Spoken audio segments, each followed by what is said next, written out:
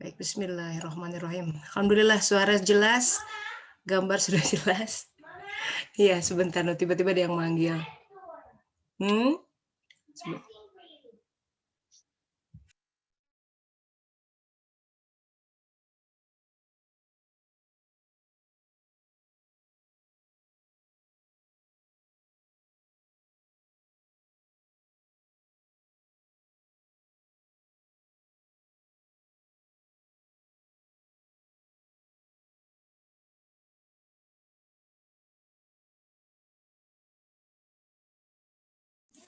Tuh, ada orang di pintu katanya nanyain mama, saya bilang nanti aja balik lagi.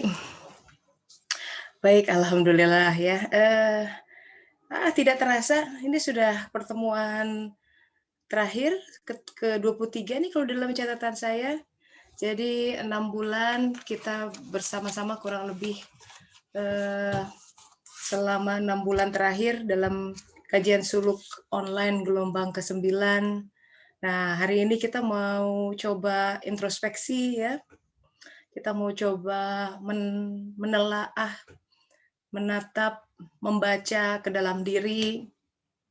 Mungkin ada yang sudah punya journey dalam 6 bulan terakhir. Pasti biasanya ya namanya 6 bulan ya, jangan kan 6 bulan, dalam sebulan aja sudah banyak itu pernak-pernik kehidupan yang dia hadirkan. Nah, apa itu dibaca gitu, dan bacanya kita bantu dengan Al-Quran. Karena itu betul-betul sebagai petunjuk kehidupan. Tanpa kita mengkalibrasi dengan Al-Quran, kita cenderung sesat. Sesat berpikir, sesat berespon, sesat mengambil tindakan atau mengambil keputusan. Karena biasanya yang membuat sesat itu hawa nafsu. Hawa nafsu itu cenderung tergesa-gesa, cenderung gak sabaran, cenderung ingin instan, cenderung tidak mau menerima sesuatu yang gaib. Itu susah tuh hawa nafsu. Padahal di dalam surat Al-Baqarah dikatakan orang-orang yang bertakwa adalah orang yang cirinya, auzubillahi minasyaitonirrajim, kan Al-Baqarahnya kita lihat ya, sambil kita membaca Al-Quran. Kan gitu, Alif Lam Mim. Dzalikal kitabul la raiba fihi hudal lil muttaqin. Kitab ini adalah petunjuk, baru bisa berfungsi sebagai petunjuk Al-Quran ini bagi siapa? Hudal lil muttaqin, untuk orang-orang yang bertakwa. Siapa itu? Alladzina yu'minuna bil ghaibi, begitu definisi pertamanya. Jadi orang-orang yang beriman kepada yang gaib. Gaib itu pertama dia tidak bisa lihat ya, dia nggak tahu nih rumah tangga ini bisa jalan apa enggak gitu ya. Nah itu dalam kehidupan kita dihadapkan sama kondisi yang seolah-olah suram, seolah-olah ya, karena kita nggak bisa lihat. Semua yang Allah beri itu sebenarnya jelas, tapi kita yang belum bisa melihat. Seolah-olah saya nggak tahu nanti anak-anak dikasih sekolahnya bagaimana, seperti gitu. Jadi hal-hal yang gaib itu adalah ketika solusi dari sekian banyak persoalan kehidupan tidak sedang kita pegang di tangan. Itu gaib. Gaib menurut kita, dalam ya kan? Menurut kita, tapi ada, Allah tahu itu disimpan di tempat lain. Makanya Al-Quran bilang semua binatang melata, bahkan dabbah, itu Allah ciptakan bahkan tempat-tempat penyimpanan makanannya. Artinya sumber-sumber rezekinya itu sudah ada, gitu. Tinggal nanti dicarinya seperti apa. Nah, jadi kita sambil menelaah gitu dengan Al-Quran, kita melihat, oh begini ya cara kita merespon kehidupan. Nah, saya pengen mendengar nih, apa ada perbedaan atau tidak. Yang sebelumnya di treatment tidak dengan guideline Al-Quran, dan sekarang ngikutin apa yang Allah Ta'ala ajarkan gitu, tunjukkan di dalam Al-Quran. Karena sahabat-sahabat, life is a journey ya. Kehidupan ini adalah sebuah perjalanan panjang. Dia bukan tujuan. Apalagi di alam dunia ini, makanya kalau kita semua pertaruhkan di alam dunia ini, habis sudah. Karena akan pertama dia bersifat fana, apapun kehidupan akan berakhir, ya kan? Di sini sih ada tenggang waktunya. Kita raga akan mati. Apapun yang kita punya akan hilang, akan berkurang, kekuatan makin melemah, ya. Wajah juga makin keriput, kulit, dan lain sebagainya. Itu natur di alam dunia ini. Kenapa hidup adalah perjalanan? Itu sebenarnya Allah sudah ajarkan.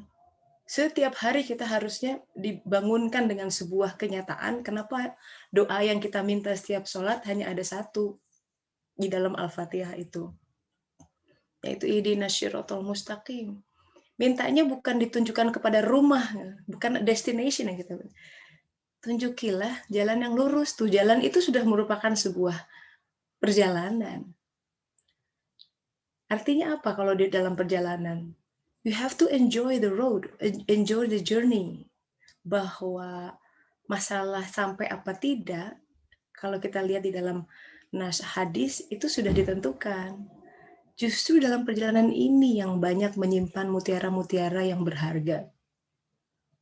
Makanya jangan ingin-ingin buru-buru sampai, pengen cepet-cepet nikah, karena belum turun. Nah, justru di episode menunggu pasangan itu journey-nya pasti ada banyak yang ingin Allah sematkan di situ. Jangan buru-buru pengen melihat anak menikah, ya tunggu dulu. Semua ada waktunya. Pengen buru-buru, kan suka gitu ya, pengen buru-buru kerja, pengen buru-buru ini dan itu yang membuat kita menjadi tersiksa sendiri, karena kita udah setting kehidupan padahal alur kehidupan berbeda lagi. Nah, seperti itu.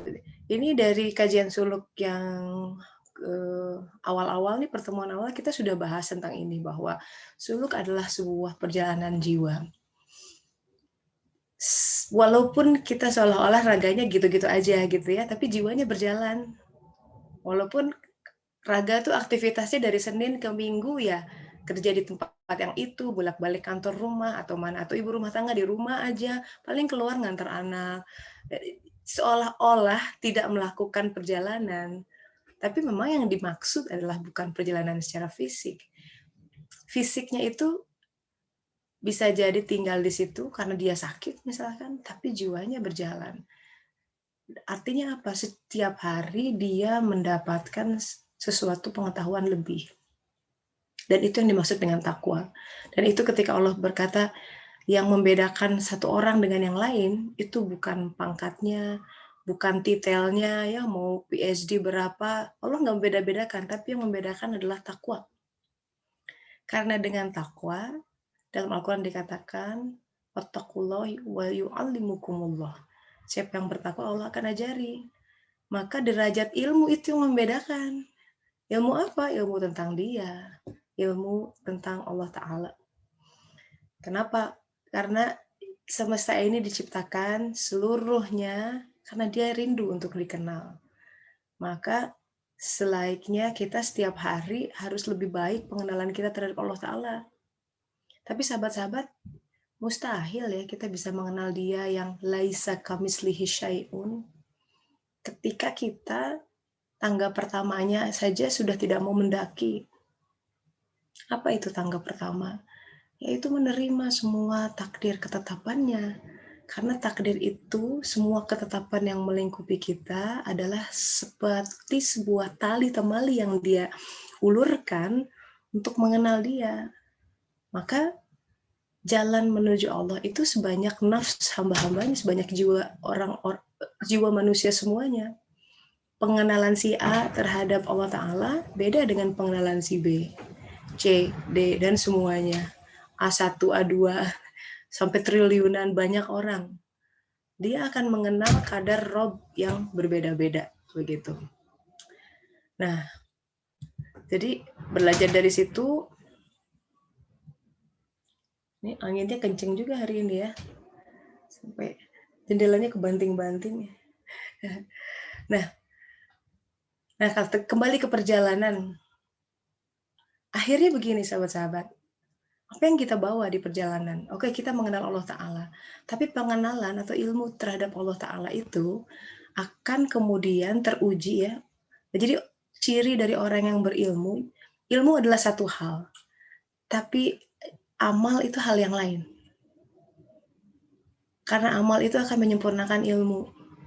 Jadi tidak bisa orang yang ma'rifatullah kemudian menyepi di gua sendiri aja ilmunya, tidak. Dia harus berfungsi sebagai rahmatan lil alamin.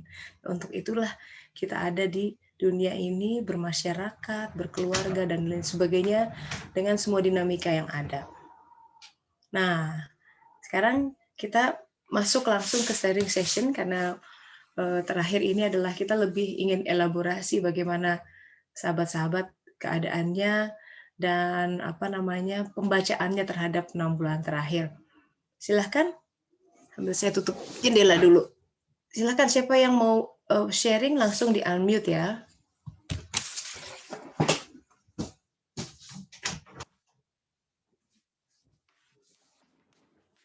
Ya, langsung silahkan. Boleh.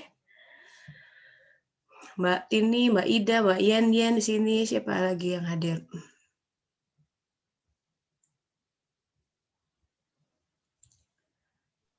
Saya Teh, boleh enggak? Boleh. Silakan. Ya, tapi maaf Ya. nggak dinyalain videonya Teh. Oke, Mbak Ayu, monggo. Ada beberapa hal. Yang pertama, saya hari apa itu ke Leiden Jumat pagi. Kamis pagi naik kereta ketemu sama seorang perempuan. Umur 29 tahun. Dia masuk kereta terus penuh kan keretanya Teh, terus terus dia ngeliat ke saya, terus mau saya kasih gesture mau duduk di sini, silahkan, saya tas ini saya ini kan gitu. Terus dia duduk, terus terima kasih gitu. Terus iya, nggak apa-apa. Terus saya nanya, kamu di mana maskernya? Dia tidak pakai masker Teh, kalau di Belanda kan di kereta wajib ya. Wajib. Ya, ini orang Belanda nih, orang Belanda keturunan Aljazair dan Maroko. Oh iya, jadi kebayang orangnya kayak gimana. Oke, terus? Dari saya ngomong itu dia langsung agak meracau Teh. Bukan meracau sih, kalau bagi saya make sense ya. Saya mengalami trauma. Kamu tahu apa itu trauma? Iya, saya tahu gitu. Terus saya tatap mata ketemu mata gitu. Iya, saya tahu. Udah nggak ngomong lagi. Kemudian dia mengeluarkan herbal gitu Teh, untuk dicium di hidung, di hidung gitu. Terus dia sepertinya gelisah gitu. Terus dia langsung bilang tanpa saya tanya, ini saya buat menenangkan diri karena saya trauma.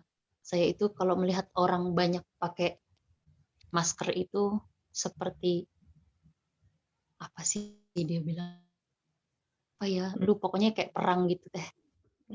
Segitunya ya. Kamu tahu kan bahwa Dajjal itu sudah dekat gitu. Kita hidup di zaman Mesiah, dia bilang. Terus dan suara dia besar Teh. Saya kalau orang Belanda kan pasti takut ya dengar kayak gitu. Maksudnya takut dan mungkin jengah gitu. Saya bilang iya, saya tahu gitu. Suara saya pelankan gitu. Terus ngomongnya banyak yang bagi saya make sense gitu. Cuma mungkin bagi kebanyakan orang itu aneh banget sih ngomong apa gitu. Jadi ngomong tentang Mesiah, terus ngomong tentang kesulitan Rasulullah. Dia bilang saya ini melihat kesedihan gitu. Pokoknya mengalami kesedihan seperti kesedihan yang dialami oleh prophet, nabi-nabi. Dia bilang, kamu tahu itu kan? Saya jawab iya. Gitu. Terus dia bicara apa lagi saya lupa. Tentang jihad juga. Lalu saya bilang, iya jihad. Jihad itu studi seperti saya juga, saya jihad. Menjadi ibu juga jihad. Jadi saya bawa lebih down to earth lah, karena bahasa dia udah kayak bahasa orang-orang akhir zaman gitulah, yang ya mungkin kalau kebanyakan orang mendengar kan tidak make sense gitu. Gitu. Tapi akhirnya dia terbawa, ya saya tahu bahwa jihad yang paling besar adalah mengalahkan ego kita sendiri. Iya betul, aku bilang gitu. Terus itu sih yang pertama. Itu. Aneh juga ya, baru ketemu langsung Saya cerita banyak. Saya sering ketemu sama orang yang seperti itu dulu waktu di Semarang juga, iya. Dari zaman saya di Hmm, Indonesia juga saya sering ketemu yang seperti itu. Ngomong sama saya yang metafisik gitu. ya, ya. Itu terus itu sih satu. Ya mungkin ya pasti ada pelajarannya lah. Tidak mungkin saya dipertemukan dengan orang yang seperti itu, Yes. berbicara seperti itu tanpa ada hikmah. Hmm. Gitu.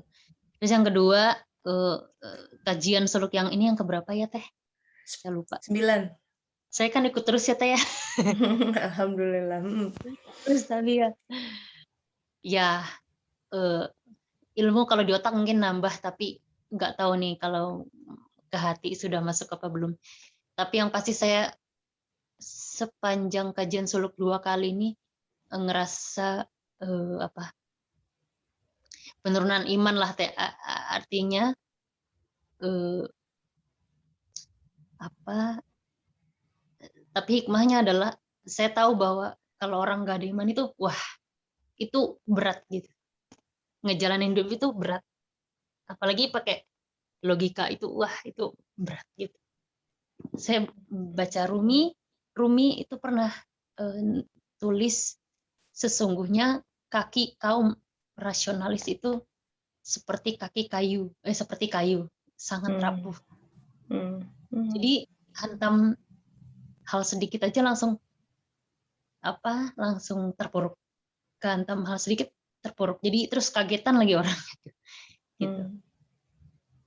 Gitu. Tapi ya apa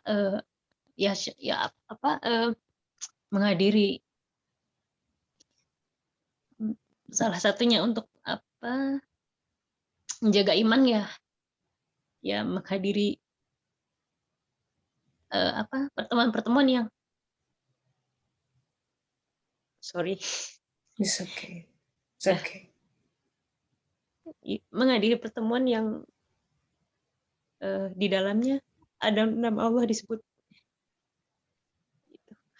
Ya kayak kajian suluk online inilah. Itu salah satunya walaupun cuma seminggu sekali ya. At least ada pengingat. Kadang-kadang saya putar Gus Baha, Buya Syakur. Gitu sih, itu pengalaman saya. Jadi yang paling besar adalah ya kalau nggak punya iman tuh berat banget. Yes. Masya Allah. Semuanya nyambung. Mbak Ayu, what you feel is the longing because of the separation gitu. Yang Mbak Ayu rasakan adalah rasa rindu karena berpisah. Rindu kepada Sang Maha Kasih, rindu kepada cinta pertamamu, cinta pertama kita semua. Yang kadang manusia banyak menyalahartikan cinta itu, ya kita sebenarnya bukan menyalahartikan, it's bertahap ya.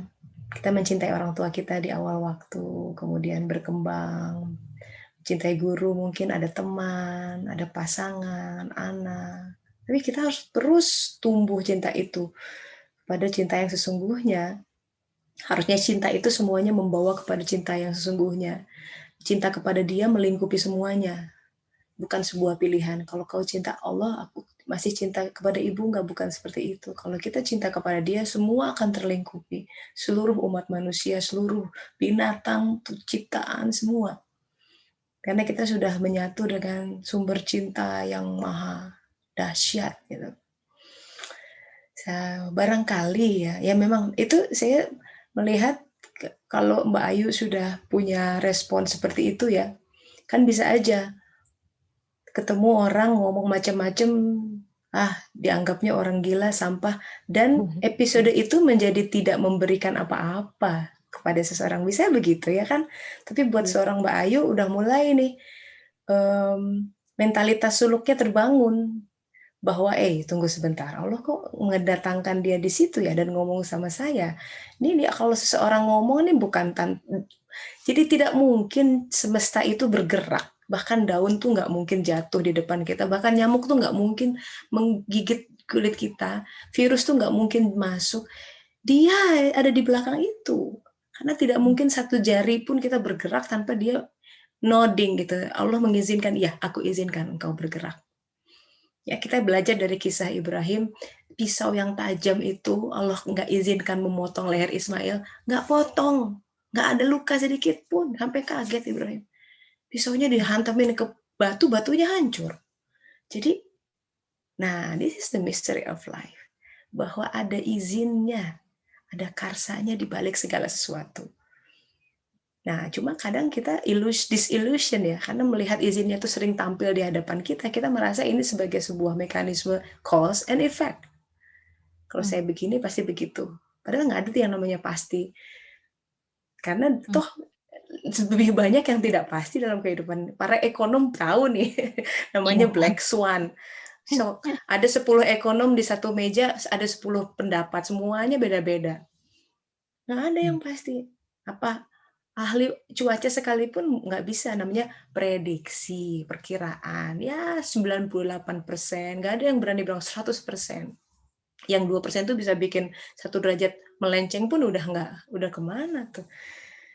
Bahwa hidup itu lebih banyak diliputi oleh ketidakpastian, that's the fact. Tapi kadang kita udah nggak mau denger gitu, pengennya yang pasti-pasti aja. Nah, itu udah bukan mentalitas orang takwa. Orang takwa tuh harus, aduh nggak tahu nih saya, tapi nggak apa-apa. Saya serahkan ketidaktahuan saya sama Allah Ta'ala. Ringan. Gimana nih masa depan anak? Saya akan berusaha sebisa mungkin, tapi kan anak itu anak bukan punya saya. Allah yang punya ini. Masa dia tidak menciptakan tanpa menyiapkan hal-hal lain? Berikan ke dia dengan, oh gimana nih saya lulus bagaimana? Saya berusaha ikhtiar maksimal, optimalkan, tinggal nanti tawakalkan sisanya. Enak. Jadi tawakal itu kita nyandar 100% sama dia yang mengatur semua. Nah, karena Mbak Ayu bilang, ini bukan kejadian sekali, 2 kali nih. Tiba-tiba ada orang bilang profesi kayak gini-gini kok kayaknya mistik gitu ya. Mungkin ada memang kehausan untuk mengetahui hal itu, the inner dimension of life gitu, yang kadang Allah gelitik, didatangkan aja gitu. Suka sering begitu kok di dalam dunia tasawuf misalkan ya. Tiba-tiba ada orang datang, ada nih ini Eric Winkel yang bilang ya. Jadi dia itu sahabatnya suka gini, banyak pengalaman seperti ini dalam dalam keseharian. Ya ibadah biasa, tiba-tiba suka kalau ada didatangi tokoh kakek-kakek tua berbaju putih agak-agak compang-camping khas itu ya, siapa dia? Dan tiba-tiba ya temannya Erik tuh didatangi kakek-kakek itu, kamu mau nggak saya ajari sesuatu? Dia itu lagi baca kitab. Kalau saya ajari sesuatu, kamu akan bisa melihat hal yang banyak orang nggak akan lihat. Dia merasakan aura dan keanehan kayak gitu-gitu, terus dengan adventurous dia bilang, ya mau. Nah, udah jawab kabul iya. Dia ini matanya dan sejak saat itu dia bisa melihat alam-alam barzah, alam lain gitu ya. Saya nggak tahu detail seperti apa, tapi bisa melihat orang-orang yang sudah meninggal ada di mana tuh mereka, lagi ngapain. Termasuk nabi-nabi jiwanya lagi apa, ada yang lagi belajar. Kalau di sininya nggak sholat, jarang, kurang amal soleh, ya jiwanya terpenjara. Mengenaskan gitu. Nah makanya ini kita tuh, duh pandemi ini bener-bener sebagai pengingat. Mana hati-hati ya di Indonesia ini 27 Juli kemarin grafiknya tinggi sekali gitu. Jadi ini benar-benar zikrul maut buat kita semua bahwa yang kita takutkan tuh jangan kematian, itu sih nggak ada apa-apanya, tapi kehidupan setelah kematian bagaimana? Karena proses mati itu hanya sedikit, sebentar. Setelah itu yang lama, karena di alam barzah itu bisa ribuan tahun sambil nunggu kiamat. Coba bayangkan, kita cuma hidup sini berapa ordenya puluhan tahun, terus di sana ribuan tahun, gimana? Orang kita kalau mau keluar negeri sebulan aja bekalannya kayak begitu, banyak. Ini ribuan tahun, gimana bekalnya? Nah, makanya kan nggak masuk akal kalau bawa koper, nggak mungkin bawa apa. Kita cuma ada kain kafan pun cuma nganterin jasad sampai di dalam kubur. Maka amal soleh, waktu itu kita sudah bilang tentang amal soleh. Semua itu amal-amal itu yang akan kita bawa ke sana. Terus doa anak soleh itu kan maksudnya amal itu. Kalau orangnya ditakdirkan tidak punya anak, itu siapa yang berdoa? Ya amal-amal itu menjadi doa. Ada jariah yang masih digunakan orang, itu menjadi doa bersambung begitu. Nah, coba dalami itu aspek the inner dimension of Islam gitu, tasawuf gitu. Barangkali emang memang ada keingintahuan untuk mengetahui itu gitu ya. Bahwa apa yang dikatakan apa itu Dajjal, apa itu Mesia, apa itu ya kayak gitu-gitu tuh banyak di sini dan ada hadisnya. Ya jadi this is not a mumbo jumbo things. Apa yang dia katakan tuh ada benarnya juga, tapi untuk langsung mengatakan di public transport. Tapi Allah Wah, Maha tahu ya, dia cuma ngomongnya sama orang yang benar gitu. Kalau sama orang lain mungkin telepon polisi dikiranya meracau orang gila gitu kalian. iya, Nah, itu.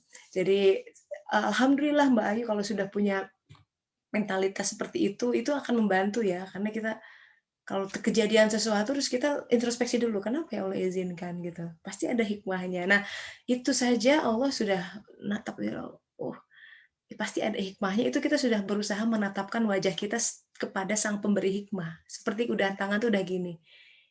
Ya Allah ini pasti ada hikmahnya. Nah, air pengetahuan itu akan turun kalau wadahnya sudah siap. Kalau hmm, kita punya mentalitas selalu pengen tanya, ya Allah ini apa hikmahnya, itu seperti membangun wadah seperti ini. Lama-lama dia teteskan tuh. hmm, Ngerti aja, tiba-tiba nes gitu, hati tuh damai. Jadi ciri-ciri ilmu yang membawa dekat, ya, ilmu yang benar itu membawa kedamaian di hati.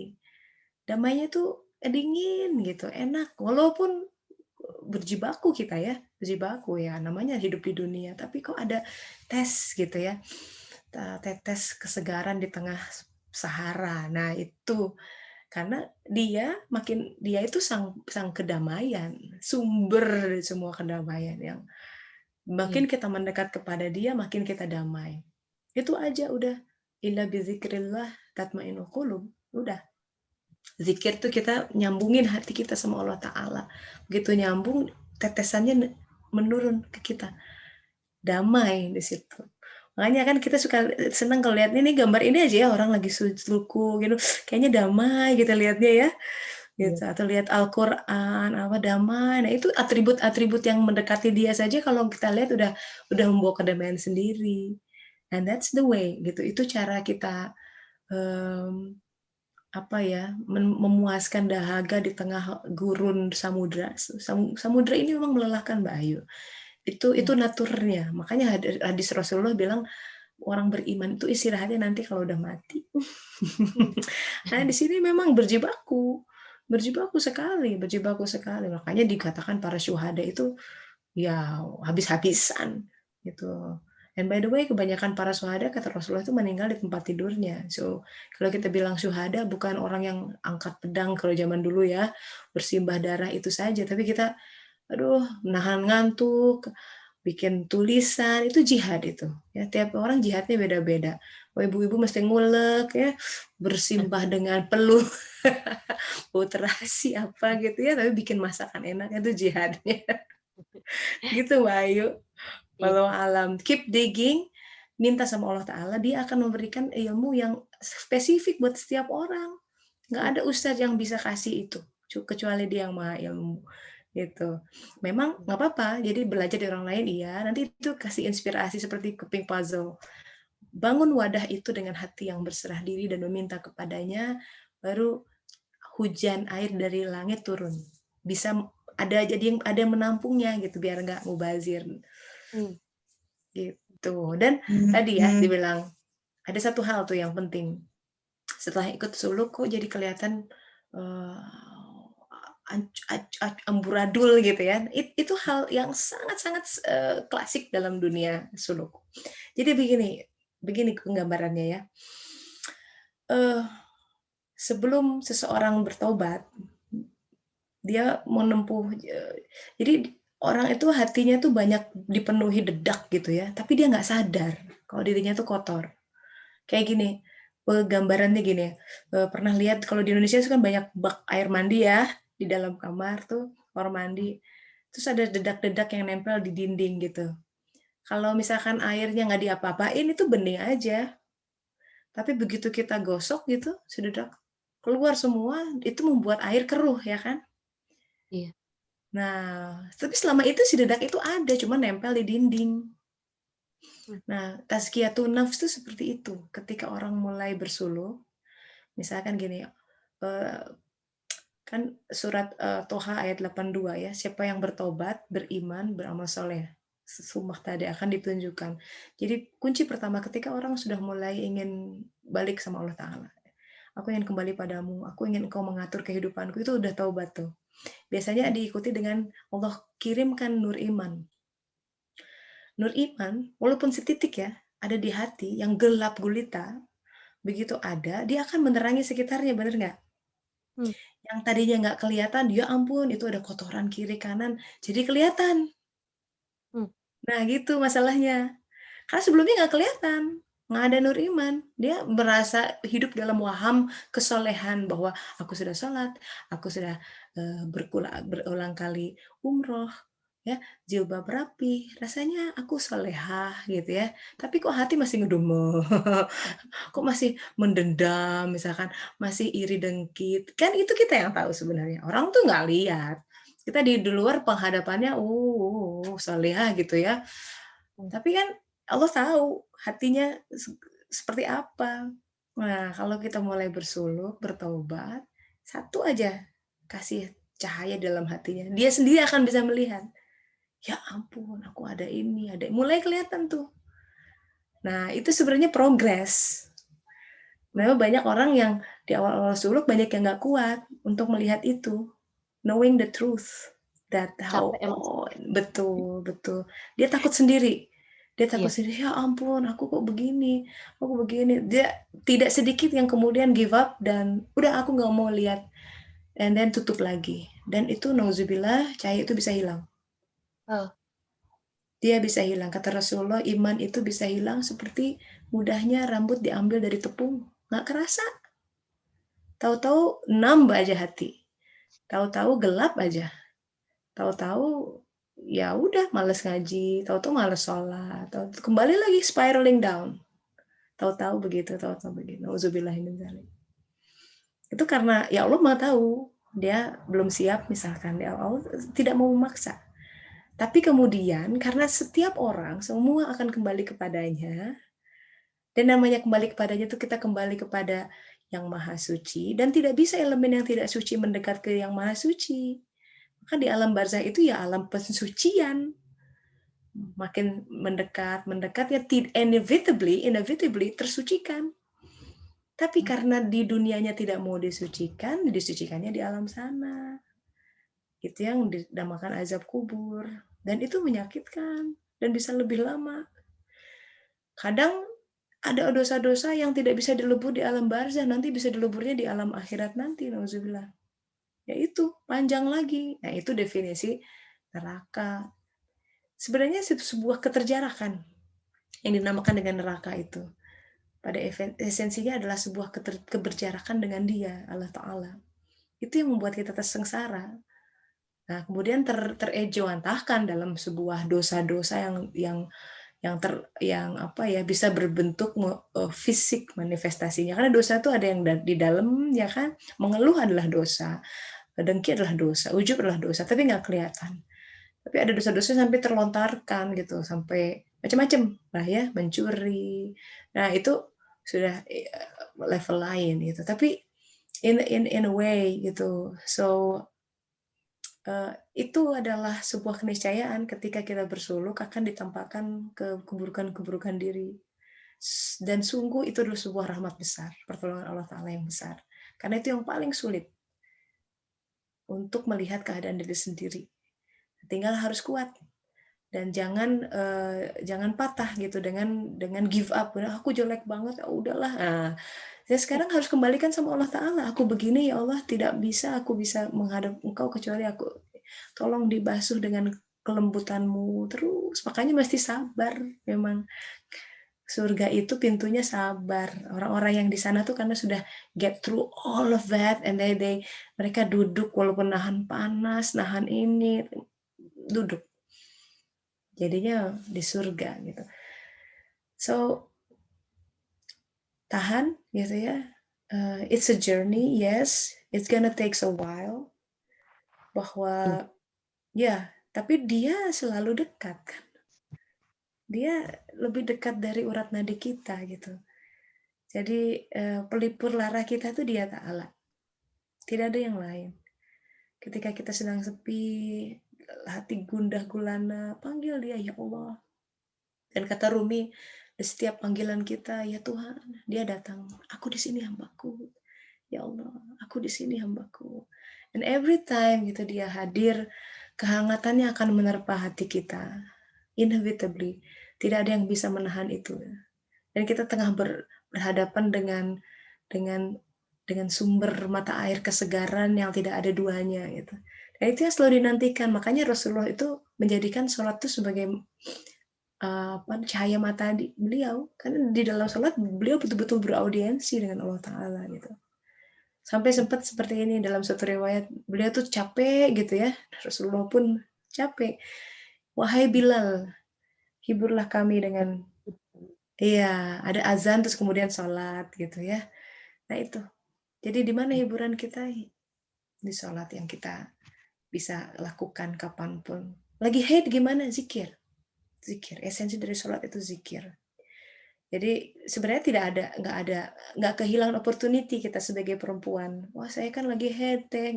Enggak. Yang namanya zikir mah di mana aja bisa. Di mana aja bisa. Mau sambil gendong anak, mau sambil masak ya. Apalagi sholat misalkan ya waktunya luang, gelar aja sejadah, pakai aja mukena, menghadap zikir. Saya suka gitu kadang walaupun lagi haid gitu. And it helps a lot gitu. Wah, sudah banyak yang ngacung nih. Oke, Mbak Ayu. Thank you ya for sharing. Iya, alhamdulillah. Ya, siapa tadi yang kedua nih? Saya nggak ada urutannya. Coba silakan. Mbak Audah nih kalau nggak salah. Mbak Audah silakan. Mangga berarti Mbak Sari dulu kayaknya yang Mbak Sari katanya. Mbak Sari Astuti. Silakan Mbak Sari. Terima kasih Mbak Uda. Ya. Bapak tadi aturan Mbak duluan juga tidak apa-apa. Saya menikmati sekali gitu ketika lagi sesi berbagi. Assalamualaikum warahmatullahi wabarakatuh. Waalaikumsalam warahmatullahi wabarakatuh. Terima kasih banyak Bu Tessa sudah menemani perjalanan. Saya mohon maaf sebelumnya kalau hari Kamis itu sulit ya untuk bisa benar. Ini saya lagi di rumah Bu Tessa. Biasanya kalau lagi kerja jam segini pasti masih diangkut kan ya. Jadi dari kampus ke ini, makanya saya putarnya ya YouTube saja gitu kan ya. Jadi putaran-putaran gitu. Nah kalau sedang memang ada di rumah saya usahakan untuk bisa hadir gitu. Nah ini kan memang satu pekan ini sudah mulai masuk ya. Jadi sehari masuk sehari tidak, sehari masuk sehari tidak gitu. Jadi saya ambil yang jadwal biar hari Kamis bisa di rumah jadi bisa ikut kajian insya Allah. Efek mengikuti kajian Sulu, kemudian ditambah efek kejadian yang kemarin. Alhamdulillah sudah agak berkurang nangisnya. Kemudian saya merasa dipaksa ya Bu Tessa ya. Jadi itu momen yang kemarin saya berbagi, saya dipaksa untuk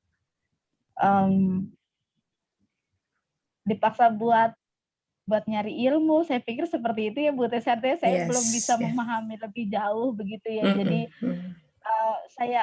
Jadi Bu Tessa kan suka menggambarkan ketika sesuatu itu dadakan, kemudian kita nggak bisa ngapa-ngapain, kita seperti orang tenggelam ya Bu Tessa. Tangan kita kan ranggeh-ranggeh gitu ya kemana aja. Nah itu yang saya lakukan seperti itu. Saya telepon teman-teman saya yang baik, maksudnya yang baik dalam arti paham dengan agama lebih dari saya, Bu Tessa ya. Kemudian bapak-bapak ini atau ibu-ibu ini mengarahkan, ayo Ri coba tonton ini, ayo Ri coba dengerin ini gitu, yang sebelumnya saya tidak terlalu aware ya dengan hal itu gitu, tapi sekarang jadi sebuah kayak keharusan ya Bu Tessa ya. Kayaknya saya sebelum tidur itu harus putar yang sekarang ini rutin saya dawamkan, itu saya dengar yang kajian Al-Hikam itu.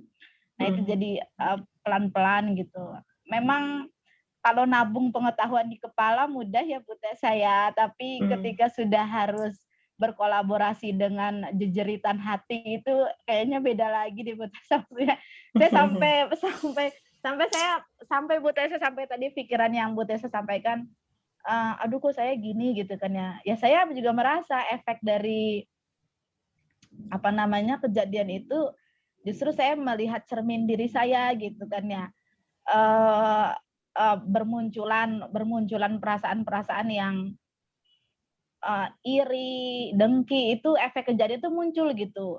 Jadi padahal kalau dengarkan yang di Ali Hakam itu kan katanya seperti Bu Tessa juga gitu, nggak mungkin sesuatu terjadi tanpa ada izin Allah gitu. Jadi katanya kalau kamu fokus sama objeknya, sama makhluknya, maka kamu akan dendam, kamu akan marah gitu. Tapi kalau kamu lihat siapa sebenarnya di balik orang itu gitu, maka ya kamu nggak akan dendam sampai ke hati-hati gitu kan. Saya sakitnya sampai ke hati-hati ya Bu Tessa. Jadi saya refleksi diri sendiri, ya Allah. Ya tapi masih belum tahu ya Bu Tessa, maksudnya kalau mau udah mulai malam kan saya ada satu hari itu pasti ada momen yang saya ingat ya Bu Tessa dengan orang itu gitu. Kemudian saya berdoa betul-betul, ya Allah, saya pengen lupa tapi saya nggak tahu gimana caranya biar lupa. Saya pengen bisa fokus kerja tapi nggak tahu gimana supaya bisa fokus kerja. Sampai akhirnya untuk mengalahkan pikiran itu saya zikir tuh kuat-kuat gitu Bu Tessa. Sampai kalau lagi di rumah ibu saya sampai nanya, "Ri, kamu telepon siapa?" Nggak telepon siapa-siapa. Padahal saya tuh lagi la ilaha illallah, la ilaha illallah. Jadi kayak perang itu dalam diri sendiri ya Bu Tessa ya. Jadi itu karena ketika saya berzikir itu suaranya pelan, saya ngerasa kok nggak ngaruh sih gitu kan kasarnya gitu ya. Karena di kepala terus ada gitu. Akhirnya saya kuatkan terus. Nah, ya saya nggak tahu ya Bu Tessa, maksudnya ini kalau meninggalkan trauma, jujur saja meninggalkan trauma sekali, kemudian masih ada tanda tanya besar sekali tentang kenapa orang ini melakukan ini kan begitu ya Bu Tessa. Saya sebagai perempuan ingin sekali dapat jawaban itu, kenapa sih bersikap begini ke saya, kalau saya ada salah, kalau saya ada hal yang menyakiti beliau, tolong disampaikan. Nah itu bisa jadi perbaikan saya mungkin ke depan kalau saya bertemu laki-laki dan saya ada niat untuk berkeluarga, mungkin sikap ini yang akan saya hilangkan. Tapi kan saya tidak dapat jawaban itu gitu Bu Tessa. Jadi ya sekarang saya hanya fokus pada tadi melihat borok-borok diri sendiri ya Bu Tessa, saya nyebutnya gitu ya. Jadi efek itu melihat ke diri sendiri. Ya kajian suluk ini ya sangat membantu saya, dibantu dengan tadi ya saya coba-coba dengar-dengar yang lain. Dan ya ini ya saya merasa kejadian kemarin memaksa saya gitu untuk ayo cari ilmu lagi, karena saya kayaknya nggak bisa sabar kalau nggak pakai ilmu deh Bu Tessa. Saya juga nggak bisa orang-orang pada bilang udah ikhlasin aja. Kayaknya saya juga nggak bisa ikhlas kalau saya nggak ada ilmunya di Bu Tessa gitu. Jadi ya Allahu a'lam, saya mohon doanya dari Bu Tessa, mudah-mudahan saya bisa istiqomah dari ibu-ibu, teteh-teteh, mbak-mbak yang kemarin udah memberi support ya, itu sangat berarti sekali gitu. Saya jadi merasa, saya jadi jujur aja saya merasa berharga ya Bu Tessa ya. Itu kan, ya tentu saja Mbak Sari, semua orang berharga, Mbak Sari berharga. Ini bagian dari bersuluk ya Mbak Sari, kehidup ada gelombang tuh terhantam ya. Alhamdulillah. Nah itu pertama alhamdulillah, jadi semangat ghiroh untuk berilmunya makin tinggi. Saran saya fokusnya di zikirnya. Menuntut ilmu iya gitu, tapi luangkan di zikirnya, karena itu takwa itu Allah ajari dan pintu-pintunya adalah melalui zikir. Bu Tessa, banyak ya. Kenapa? Apakah Bu Tessa ada saran? Kan kemarin itu dari salah satu bapak-bapak ya rekan saya mengajar, saya diajarkan juga Bu Tessa zikir gitu. Jadi sekarang saya dawamkan ba'da maghrib itu sampai isya tuh saya nggak kemana-mana. Kalau Bu Tessa ada lagi. Enggak, itu ikuti sunnah Rasulullah saja. Banyak panduan kitab zikir Rasulullah. Udah itu. That's the best. Ikuti. Rasulullah ngajarin apa ya? Semua zikir-zikir, semua doa-doa banyak sekali. Nah, banyak ya. Ibnu Arabi misalnya pernah berkata, Ibnu Arabi itu seorang ulama besar, menulis magnum opusnya itu namanya Futuhat Makkiyah. Buku itu lebih dari 10.000 halaman. Terus dia ditanya, kamu ingin tahu bagaimana aku dapat semua ilmu-ilmu ini? Pokoknya semua orang, orientalis pun ya, orang-orang barat, wow gitu, melihat tuturan Ibnu Arabi ini luar biasa gitu, sampai dikaji gitu. Banyak kajian tentang itu. Dan Ibnu Arabi bilang gini, kamu ingin tahu bagaimana saya mendapatkan ilmu-ilmu itu? Jadi bukan, apalagi nggak ada online class zaman dulu ya, bukan wow ini loh buku saya, yang beliau tunjukkan bukan itu. Yang beliau tunjukkan bukan perpustakaannya yang terdiri dari ratusan ribu buku, tapi yang tunjukkan adalah musolanya. Ini yang saya lakukan setiap malam. Dia duduk, zikir, shalom. Itu ya, kalau zikir tuh kita nyambung sama Allah Ta'ala, turun tuh ilmu kayak si Neo tuh di Matrix tuh di download semua. Zikir tuh banyak Sahel misalkan, siapa lagi ya, ada. Jadi banyak orang-orang yang dapat. Ada ulama di Bandung ya, beliau itu sekarang beliau sudah meninggal, tapi suka dijadiin tempat bertanya, mau anggota DPR kayak mau artis datang ke sana, Pak ini gini gimana gini. Amalannya apa coba? Jadi habis Isya itu sampai subuh, bayangkan. Bisa sampai subuh. Jadi beliau tuh kalau tidur habis subuh sampai jelang duha itu aja. Jadi habis Isya sampai subuh istighfar. Zikirnya cuma satu, astagfirullah, astagfirullah. Terus ditanya, Bapak kenapa kok begitu sampai harus istighfar? Ya saya menyiapkan hati, katanya.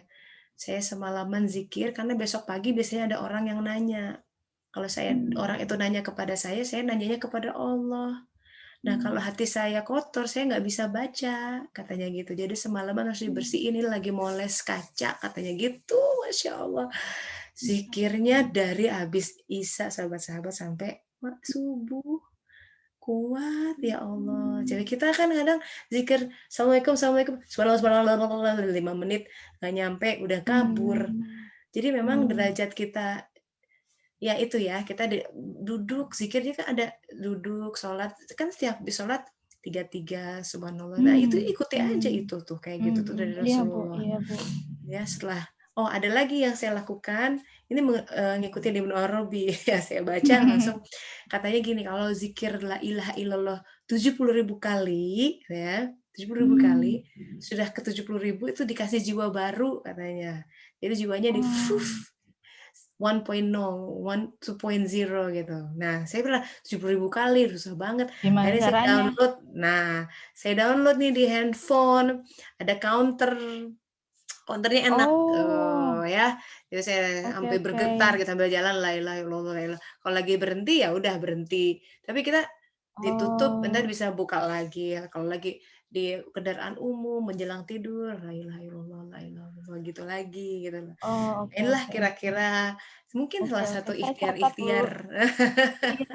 Jadi handphone kita juga dihidayakan untuk zikir. Ya, kalau kita lagi jalan daripada nonton TV bengong, ada kan hal-hal saat-saat di dalam ini kita lagi ada idol gitu, zikir la ilaha illallah. Sambil gini, la ilaha illallah, jangan ada yang menguasai hatiku selain Engkau, jangan ada ide-ide yang datang selain dari Engkau, jangan ada kebergantungan selain kepada Engkau. Itu la ilaha illallah, la ilaha. Nggak mau aku dikuasai oleh yang lain kecuali Engkau, gitu terus la ilaha illallah, la ilaha. Jangan ada di hati ini kecuali Engkau, terus gitu la ilaha illallah, la ilaha illallah. Begitu ya Mbak Sari. Insyaallah. Bismillah ya. Ya, berikutnya Mbak Auda, silakan. Terima kasih Mbak Sari. Assalamualaikum warahmatullahi wabarakatuh. Waalaikumsalam warahmatullahi wabarakatuh. Ya, habis ini Mbak Dela sama Teh Hendian ya, terus kita tutup. Ya, alhamdulillah Allah pertemukannya, saya bergabung di sini walaupun saya termasuk bagian akhir ya begitu. Alhamdulillah saya mendapatkan banyak begitu. Ini seperti jadi kepikan puzzle saya semakin lengkap begitu Teh rasanya. Alhamdulillah. Saya mencari ya, mungkin kalau saya dengar Teh cerita Eric Winkel gitu ya, saya tuh jadi ingat diri saya begitu. Karena sejak usia mungkin berapa ya, 8 tahun 9 tahun begitu, itu saya suka tanya-tanya kenapa saya terjadi manusia ya. Kenapa saya nggak jadi kupu-kupu aja, asik kayak terbang ke sana kemari begitu. Kenapa saya nggak jadi itu aja? Kenapa nggak lalat aja? Lah nggak apa-apa lah, lalat juga bisa terbang gitu ya. Itu dalam kondisinya masih kecil begitu ya. Sampai saya merasakan mungkin pertama kali betul-betul sentuhan Allah tuh ketika SMP ya, ketika saya jatuh cinta mungkin gitu ya. Tapi ketika jatuh cinta saya ini nggak boleh gitu ya, kan nggak halal begitu. Saya tuh dulu kan nggak halal ya, jadi ketika saya suka sama orang itu saya merasa justru kenapa sholat saya jadi khusyuk ya, saya ingat Allah gitu, saya minta ampun begitu ya. Itu berjalan dari situ ya sampai ya sampai umur usia berapa ya, jadi ya sampai sekarang saya merasa oh iya full begini, saya sampai tahu betul begitu, oh iya tujuan saya diciptakan apa dan sebagainya sampai sekarang begitu. Sekarang saya ibu dari 5 anak, Tetesa. Alhamdulillah, waduh, 5. Iya 5. Kemudian saya profesi saya psikolog ya, jadi ya Masya Allah saya mendapatkan ya kan banyak klien yang datang gitu ya, ini kenapa klien saya datang klien begini dan sebagainya ya, macam-macam namanya klien itu begitu. Tapi ya saya semakin menemukan, saya juga mengikuti Sulu, kemudian saya ikutin kajian-kajian yang lain, saya ikuti kajian dan Masya Allah ya pertolongan Allah itu, oh iya Allah berikan saya kemudahan banyak sekali. Ternyata tadi kemarin juga saya dapat teh saya. Kalau kita dapat kelebihan itu harus kita berikan. Nah di situ mungkin ya, oh ya Allah berikan saya begitu banyak kemudahan dan iya saya harus menyantuni mungkin bukan menyantuni secara finansial pun menyantuni jiwa ya. Yes, betul. Ya bahkan ada sampai klien saya kalau ketemu ibu tuh saya kayak ketemu sama pohon yang sejuk banget gitu ya, sampai oh ya Allah alhamdulillah begitu. Jadi saya mungkin nggak ngasih apa-apa begitu ya, dia datang, dia bisa curhat aja itu sudah lega begitu, diterima apa adanya kan ya. Kalau psikolog kan nggak boleh ya kita nggak boleh kita menyalahkan ya, kita terima aja ternyata itu yang dibutuhkan orang begitu. Yes. Meskipun kadang ada ya Allah banyak nyentil saya, kadang saya ya saya minta ampun terus begitu ya. Dan ya Masya Allah dapat cerita di sini juga ya, saya dengar cerita yang Teh Nui begitu ya. Ya Allah, Masya Allah begitu. Jadi ya semakin lengkap begitu dengan bahkan terakhir pun ya Alhamdulillah dengan banyak Allah berikan ilmu, dengan berikan banyak pengalaman ya. Bahkan ada setelah ada guru saya juga bahwa namanya ilmu itu harus kita mengalami, nggak bisa ilmu itu hanya kita baca. Hanya kita pasti akan, dan betul memangnya kita mengalami sendiri apapun begitu ya, rasa-rasa sepi, rasa yang ya Masya Allah begitu ya. Ya saya syukur pada Allah ya, dengan ya di sini pun semakin banyak, semakin memperkaya saya. Walaupun saya nggak mengalami langsung, tapi ketika ada yang cerita saya seperti mengalami sendiri begitu ya, kayak tadi kita Sari, oh iya begitu rasanya sakitnya ya begitu. Yes. That's the power of sharing gitu. Makanya kita selalu encourage, betul. Alhamdulillah tuh, semoga jadi amal jariah buat yang berbagi karena dia menghidupkan yang lain. Iya, terima kasih. Ya kalau mau cerita kisah hidup panjang banget kayaknya cukup dulu. Boleh, nanti gelombang ke-10 ya, kita sambung. Insya Allah. Terima kasih. Sama-sama. Waalaikumsalam warahmatullahi wabarakatuh. Ya silakan. Siapa nih, Dela duluan?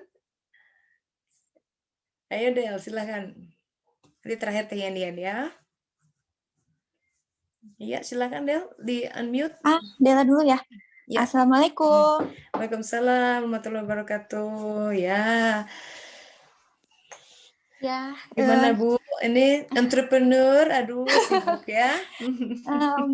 Jadi ya mungkin kalau apa ya, kalau pengalaman aku itu mungkin receh lah ya kalau dibandingin ibu-ibu nggak ada deh pengalaman receh. Nggak ada. Semua dari Allah. Iya, cuman kalau ibu yang lain kan kayaknya hebat banget gitu dalam perjalanan hidupnya. That's the keyword gitu. Kayaknya. That's not true.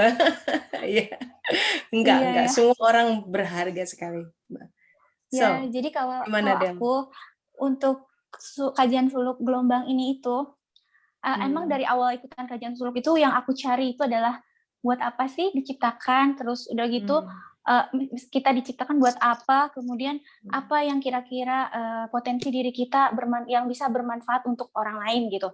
Terus dulu ya maksudnya perpindahan dari Indonesia ke Perancis itu kayaknya bikin aku jadi kayak terpenjara, dalam arti gini loh, aku di Perancis kayak nggak bisa ngapa-ngapain gitu karena maksudnya kehidupan hanya di rumah aja gitu, nggak kemana-mana, anak lagi, kerjaan rumah, cuci piring, itu adalah kerjaan yang paling aku benci gitu kan, yang aku nggak suka. I feel you. Iya, nah Terus? abis masuk kajian suluk, aku jadi ngerasa berarti gitu. Pelan-pelan aku mulai menerima keadaan aku. Terus kemudian aku nanya lagi gini sama aku, apa yang aku bisa lakukan gitu, potensi aku apa gitu lah. Aku cuma bisanya gambar gitu loh, mana bermanfaat buat orang lain gitu kan ya. Terus pernah baca juga ada adik aku yang bungsu bilang, katanya kalau gambar itu bakalan nggak di profesi yang berdosa karena kita menggambar tuh bla bla bla gitu. Terus aku yang langsung down juga, iya ya, masa sih sepanjang hidup aku yang maksudnya aku belajar, masa kuliahnya kuliah menggambar, grafis gitu ya, graphic designer, masa akan berakhir seperti itu, apakah akan sia-sia gitu. Terus ya ikut lagi kajian suluk, secara nggak langsung suka ada inspirasi, nggak juga sih, nggak ada yang sia-sia, pasti bisa diambil gitu hikmahnya atau manfaatnya. Terus kan namanya teknologi berubah terus ya, saat ini tuh kan kayak yang namanya kayak orang mau jualan, orang mau apa itu mereka perlu branding, perlu gambar, perlu yang kayak gitu-gitulah gitu. Terus aku tuh mulai bisa ngeliat kayaknya potensi aku di sini tuh bisa dimanfaatin. Aku punya keahlian ini, tinggal keberanian aku untuk mau nggak gitu, aku mau melakukannya gitu ya. Aku sempat berdoa sama Allah, ya Allah kalau misalkan emang ini jalan aku, tolong permudah. Nah, aku langsung immatriculation di situ. Jadi aku jadi entrepreneur di sini. Nggak taunya klien itu datang dengan sendirinya dengan mudah gitu. Nggak aku harus cari, padahal aku belum mulai cari karena anak-anak kan libur. Jadi aku kira ya udah deh nggak usah kerja dulu, yang penting daftar dulu gitu. Tapi ternyata Allah kasih gitu. Nah terus aku mikir apa betul gitu ini emang jalannya, karena ini yang Allah mudahkan gitu. Padahal aku dulu cari-cari kerja kayak bertahun-tahun nggak dapet gitu kan ya. Kalau ini gitu proyekan klien bisa dalam 2 bulan ini langsung 2 gitu loh. Mana yang satu jangka panjang untuk sampai tahun depan gitu kan ya. Nah terus yang kedua itu ya maksudnya pencarian diri aku mungkin sedikit demi sedikit terbuka ya. Maksudnya kita nggak ada sia-sia yang kita pelajarin dari zaman dulu. Misal aku kuliah, sekarang itu mulai kepetik sedikit demi sedikit. Walaupun harus aku tambahin dengan ilmu-ilmu baru ya, karena namanya teknologi terus berkembang ya. Jadi aku masih terus belajar gitu. Itu yang pertama. Nah, tapi yang kedua, ada sesuatu hal yang berat banget aku jalani. Akhir-akhir ini aku kayak berperang sama diri aku ya. Berperang di sini tuh kayak buat melawan hawa nafsu. Itu betul yang kata dulu Teteh pernah bilang kalau perang Badar itu lebih ringan daripada perangnya kita melawan hawa nafsu. Dan itu lagi kealamnya sama aku. Sampai aku tuh kayak aduh aku kayaknya nyerah deh ini, soalnya kayaknya Allah nggak sayang aku ya, karena aku kok banyak banget hati aku tuh ngomong yang buruk-buruk gitu, yang negatif, yang buruk, atau yang apa ya namanya, yang nggak bagus lah gitu. Terus apakah ini artinya Allah mau menjauh dari aku sampai stres, sampai nangis lah, sedih, terus sampai mogok, aku nggak mau sholat deh kata aku, karena sholat pun lagi sholat aja aku mikirnya kemana-mana, lebih ke kerjaan, karena aku lagi semangat gitu, atau lebih ke mikir ke anak-anak gitu, aku mau gini gitu loh. Jadi sampai aku tuh yang yaudah deh nggak usah sholat aja, sholat juga kayaknya nggak berarti karena aku nggak fokus gitu ingatnya ke Allah, malah ingat ke yang lain-lain gitu. Itu pas banget di minggu ini aku dalam kondisi seperti itu. Tapi ternyata hari ini Teteh bilang kalau yang kotor-kotor itu artinya kita lagi dibukakan, berarti maksudnya kita bisa, bukan berarti Allah nggak sayang ya, tapi kita lagi dibukakan untuk kita coba bersihin gitu kan? Betul. Nah, ditunjukkan ini loh dirimu yang sebenarnya. Bear with me, kata Allah Ta'ala. Bear with me. It's okay. Terus jalan. Tapi kita masih tahu, we have to confront our own dragons. Karena supaya kita mengambil hikmah di situ, face to face. Oh ini keburukanku. Istighfar, puff hilang. Istighfar, puff hilang. Itu ada triliunan jumlahnya, banyak sekali. Iya, kayak gitu, dan itu berat banget. Sampai tapi yang anehnya ya, anak bungsu aku waktu itu kan aku di taman, aku ceritanya lihat pasangan suami istri lah, masih muda, punya anak, terus dia tuh anaknya tuh lagi didandanin untuk kayaknya jadi baby selebgram gitu lah ya, di foto-foto gitu. Terus aku sampai mikir, itu orang tua kok jahat banget ya, anaknya nangis-nangis begitu buat pakein baju bla bla bla tata gitu loh. Sampai sampai anaknya tantrum gitu dipaksa gitu, harus bisa difoto gitu. Terus aku liatin, terus tiba-tiba anakku, pokoknya hati aku lagi ngomong yang buruk lah ya teh, yang ke orang itu tuh gitu. Terus anakku yang bungsu tiba-tiba datangin aku gini, dia duduk sampai aku, "Mamong," katanya, Allah itu dia suka membersihkan hati kita kan ya, ngomong gitu. Nah aku langsung gitu, loh, ya emang kenapa, kata aku gitu. Terus aku kan dia cuma bilang doang 2 kali, terus aku mikir, terus dia lari lagi teh main bola. Terus aku bilang, maksudnya apa ya, kata aku teh. Aku lagi kotor hati aku ngomongin orang itu dalam hati, tiba-tiba anakku ngomong gitu, kata aku tuh. Langsung aku istighfar sih dari situ, ya Allah maafin aku ngomongin orang itu, kata aku tuh gitu. Aneh banget gitu. Ya. Itu that's the wonder of dunia suluk. Ya ada dikatakan gini, kan Rumi bilang begini, kau pikir bintang-bintang di langit, kalau kita lihat dia bintang-bintang di langit itu, wah itu nggak seberapa, itu baru langit lapis pertama. Kalau mendalami ilmu astronomi, kita akan tercengang gitu ya, betapa dimensi matahari kita tuh matahari kecil, padahal udah gedenya tuh dibanding bumi luar biasa. Berapa jumlah galaksi di luar angkasa dan lain sebagainya. Tapi dibanding dengan yang di dalam, itu nggak ada apa-apanya. Coba bayangkan. Kita nih di dalam hati kita, semesta dalam hati kita, itu luasnya tak. Sampai dikatakan, Abu Yazid Bistami sampai katakan, jadi kalau seluasnya menggambarkan keluasan hati itu ya, kalau ars itu cuman menempati satu ujung di dalam ruang hati kok, seperti cincin di tengah Sahara kayak gitu-gitulah, saking ya ampun. Nah itu kapasitas hati kita luas begitu, tapi kita sering dipersempit oleh itu tuh si ya dedak-dedak itu mempersempit. Kan kita belajar kan struktur insan, ada sodar, kolb, itu sudah belajar. Itu yang menutupi potensi hati kita, karena di dalam hati ini dia Allah Ta'ala bisa kuasanya bisa bertajalli, tidak ada tuh di semesta ciptaan. Itu yang bikin malaikat bersujud, ya ampun manusia tuh kapasitas bisa begitu ya gitu. Allah tuh bisa bertajalli di mana, di hati kita. Makanya hati itu lambang Baitullah. Baitullah tuh Allah bertajalli di sana. Makanya kita sholat menghadap Ka'bah kan. Bukan menyembah Ka'bah. Orang kan suka salah ya kalau nggak ngerti, oh kamu ngapain menyembah kotak begitu. Bukan, kita nggak menyembah itu. Kita cuma orientasi arah. Bahwa yang kita cari itu seluruh ibadah, inna sholati wa nusuki wa mahyaya wa mamati lillahi rabbil alamin. Demi dia hadir di hati ini. Kuncinya Baitullah. Makanya semua ibadah, kenapa haji itu ke sana? Itu menuju makom kolb hati kita. Haji yang sesungguhnya di dalam diri ini. Tapi haji itu harus keluar, iya. Kalau mampu silahkan. Tapi kalau tidak mampu, kan banyak cerita. Dia tidak haji, ada dimabrurkan seperti itu. Nah, itu banyak misteri dalam kehidupan yang kita harus gali. Supaya kita tidak dibuat kecil hati oleh kondisi kehidupan. Tidak dibikin sempit oleh kenyataan yang ada, seolah-olah aku nolongso, enggak. Aduh, sahabat-sahabat suluk itu membawa kita kepada walaupun hujan, yang penting pakai pakaian. It's not about the weather, it's about bagaimana kita menghadapi weather itu, pakaian itu gitu ya. Pakai pakaian yang cocok untuk setiap musim, karena seperti halnya musim yang berganti, hidup tuh suka begitu, memang berganti dan harus berganti karena itu adalah kebaikan. Coba bayangkan siang terus kering, mati di dunia.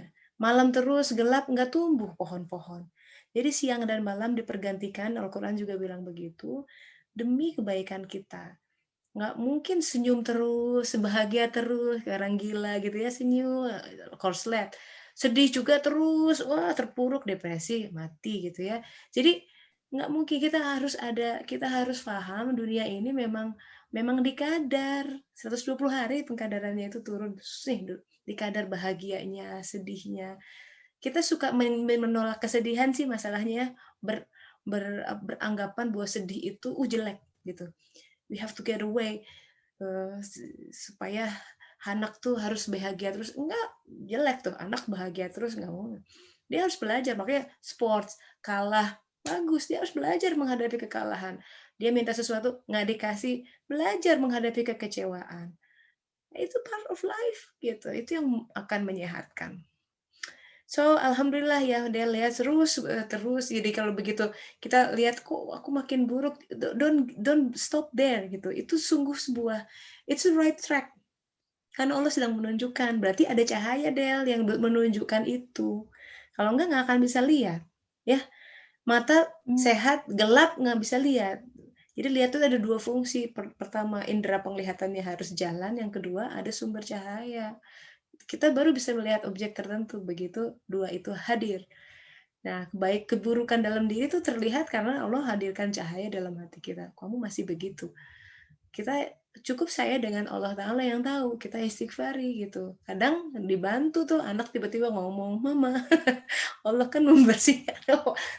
Tuh iya tuh lagi main bola tiba-tiba ngomong begini gitu kan. Masya Allah, itu Allah ya. Hebat ya ngirim anak seperti itu dia. Alhamdulillah, Del. Nikmati ya setiap prosesnya. Nikmati. Iya. Jadi normal ya Teh kalau kita Very ngerasa normal, dalam very ibadah normal. kita And atau it's dalam gonna bukan ibadah sih, tapi normal diri kita sekali. jadi buruk gitu. Betul, betul. 3-5 tahun awal tuh akan seperti itu, normal sekali. Oke.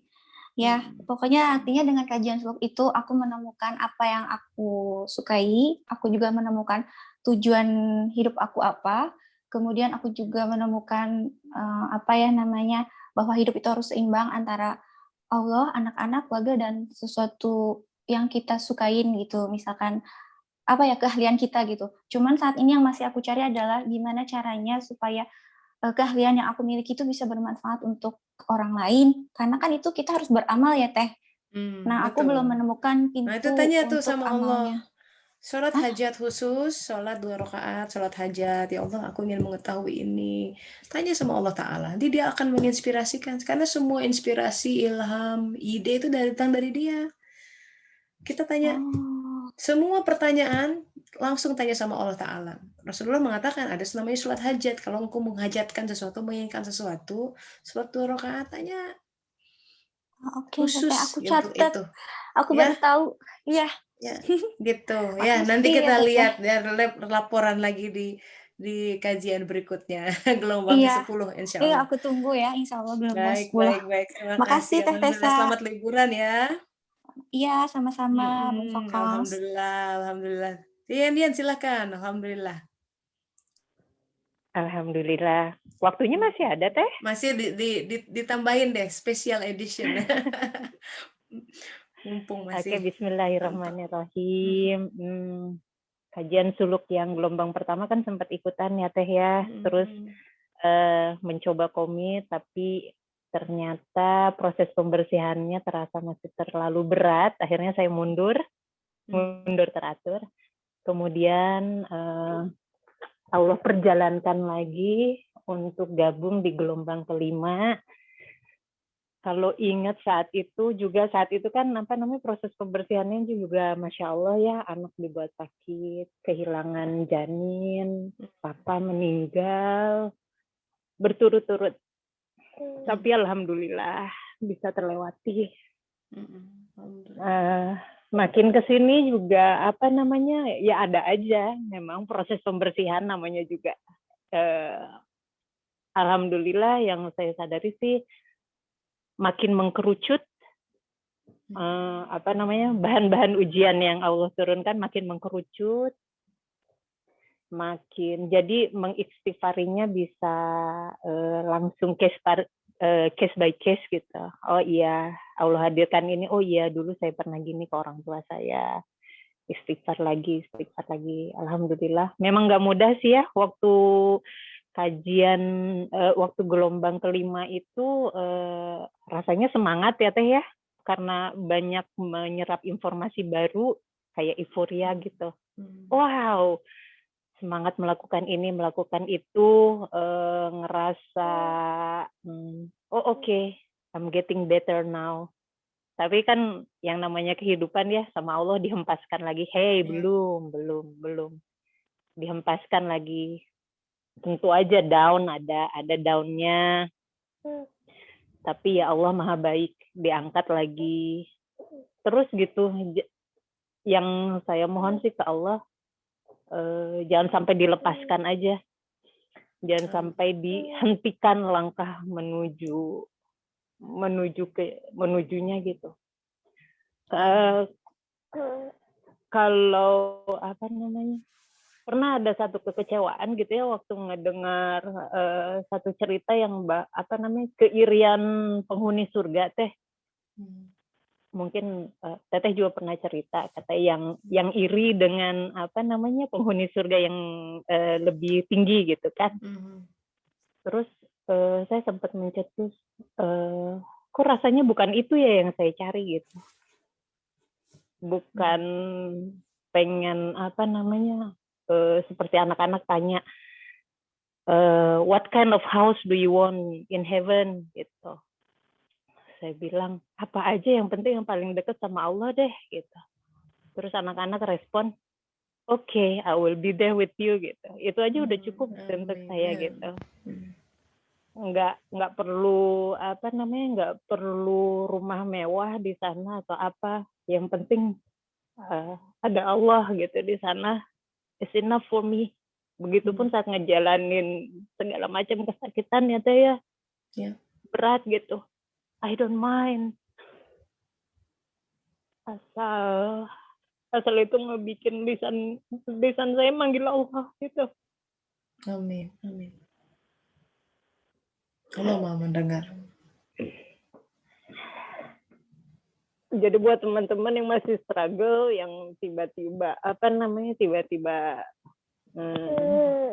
sedang Allah turunkan, insya Allah ada waktunya, kita nikmatin aja. Let's dance in the rain gitu ya teh.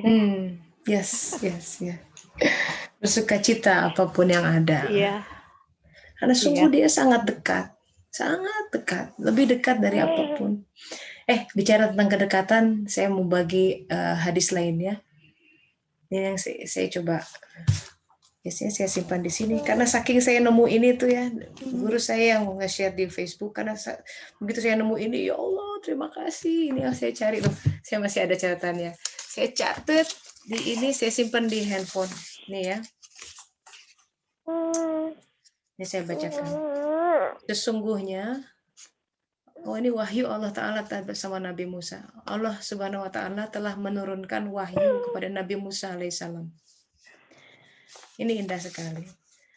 Wahai Musa, kalau engkau ingin aku lebih dekat denganmu daripada pembicaraanmu dengan lidahmu, daripada bisikan hati dengan hatimu, daripada nyawa dengan badanmu, daripada cahaya penglihatan dengan matamu, dan daripada pendengaran dengan telingamu. Coba bayangkan, kedekatan macam apa ini? Lebih dekat dari semua itu, maka perbanyaklah engkau shalawat atas Muhammad sallallahu alaihi wasallam. Allahumma shalli ala sayyidina Muhammad wa ala ali sayyidina Muhammad. Allahumma shalli ala sayyidina Muhammad wa ala ali sayyidina Muhammad. Di riwayat lain dikatakan sekali kita shalawat, Allah bersalawat 10 kali. Apalah bandingannya salawat kita yang kering dibandingkan salawat Allah pada kita 10 kali. Sekali kita bersalawat, di riwayat lain dikatakan 10 sayi'ah, 10 kejelekan diangkat, diganti dengan 10 kebaikan hasanah. Salawat. Gitu. Jadi kita belajar hari ini zikirnya banyak tuh ya Mbak Sari. Mau la ilaha illallah 70.000 kali tuh kejar, sholawat sebanyak-banyaknya. Makin kita sholawat makin dekat. Kalau Allah makin dekat makin tenang. Makin kita nggak butuh yang lain selain dia. Makin kita nggak tegang. Makin kita nggak dibuat khawatiran gitu ya terhadap kehidupan. Alhamdulillah Teh Yenen, kita senangnya ya berjamaah. Kita tahu bahwa kita nggak sendirian. And you are not alone gitu kan. Bahwa apa yang hadir di semesta kita tidak lain hanyalah sebuah sapaan Dia Ta'ala. Yang tadi Teh Yanin bilang, aku ini dalam bentuk dibersihkan kotoran, dibersihkan. Pembersihan itu kalau kita boleh imajinasikan adalah seperti pembukaan tabir. Di ritual tertentu tuh kalau malam pertama menikah tuh pengantin, si mempelai laki-laki belum bisa melihat wajah si mempelai perempuan sebelum sudah ijab kabul. Kan di Islam juga suka gitu ya, suka pakai itu tirai gitu. Itu simbol tuh. Jadi sudah ijab kabul baru tirainya bisa dibuka. Sama Allah Ta'ala, kita ijab kabulnya lewat taubat, saya mau taubat, cuma tirainya tuh banyak ya, 7 lapis langit, 7 lapis bumi itu. 7 tirai cahaya, 7 lapis tirai kegelapan. Ya tirainya bersingkat. Nah, yang dikatakan dengan pensucian tuh dibuka tuh satu tirainya. Satu, banyak perjalanan diperjalankan tiap hari. Karena ada apa? Kita pengen suatu saat face to face sama Allah Ta'ala, Masya Allah. Kata Rasulullah, engkau di hari nanti akan melihat Allah seperti engkau melihat rembulan purnama. Walau alam bagaimana, tapi sudah di Al-Quran juga sudah bilang, engkau suatu saat akan melihat Tuhanmu. Dan itu yang kita nanti. Ini dia yang selama ini kita sujudi, kita minta, someday gonna be there face to face. Amin. Amin. Insya Allah. Amin. Ya, semoga Allah menguatkan, jadi istiqomahkan semua yang ada. Ini juga teman-teman yang sudah share di chat ya, Tehlin, alhamdulillah, waalaikumsalam warahmatullahi wabarakatuh. Semoga bermanfaat ya. Alhamdulillah perjalanan kita etape ke-9. 6 bulan kita istirahat dulu sekitar 2 mingguan ya. 2 atau 3 minggu kita lihat. Nanti kita akhir Agustus mungkin dibuka lagi gelombang yang baru, gelombang yang ke-10. Kita siapkan lagi buku catatan yang barunya. Semoga Allah masih kasih usia sama kita semua, dan semoga Allah masih melimpahkan taufik dan hidayahnya. Kita tutup dengan doa akhir majelis. Alhamdulillahirabbil alamin. Subhanaka Allahumma wa bihamdika asyhadu an la ilaha illa anta subhanaka astaghfiruka wa atubu ilaik. Alhamdulillah. That's a wrap. Kajian suluk gelombang ke-9. Terima kasih semua silaturahminya, partisipasinya. Insya Allah semoga bisa sambung lagi ya. Gelombang Atur nuhun ke-10. Teh Tessa. Mangga. Banyak Ibu. Sama-sama. Waalaikumsalam warahmatullahi wabarakatuh. Barakallah. Mohon maaf lahir batin.